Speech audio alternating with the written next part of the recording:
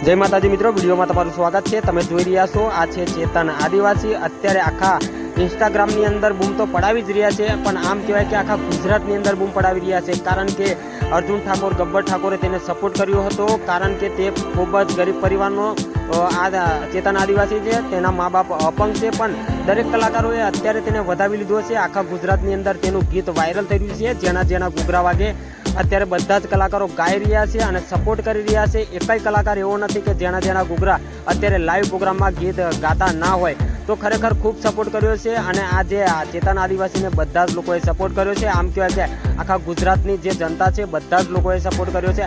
આદિવાસી વિસ્તારમાંથી પણ તેને ખૂબ મોટો સપોર્ટ મળી રહ્યો છે અને અત્યારે તમે તેના ફોલોવર્સ પણ જોઈ શકો છો। તેની ઇન્સ્ટા આઈડી ચેતુ આદિવાસી એવું કંઈ લખેલું છે, તમે સર્ચ કરીને જોઈ શકો છો। અને અત્યારે જે રીલ્સ વાયરલ થતી હોય છે એ આમ કહેવાય કે મિત્રો મિલિયનો ઉપર અત્યારે વ્યૂઝ આવતા હોય છે તેની રીલ્સની અંદર। તો ખરેખર આ નાની ઉંમરમાં બહુ મોટું નામ કરી દીધું છે।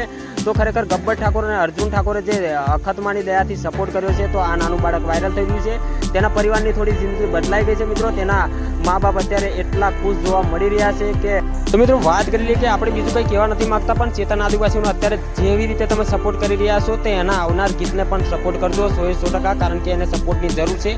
આમ કહેવાય કે સપોર્ટ તો ટોટલ લોકો બધા જ લોકો આખું ગુજરાત કરી રહ્યું છે, તેને પણ બીજા ગીતને પણ એવો સપોર્ટ કરજો મિત્રો।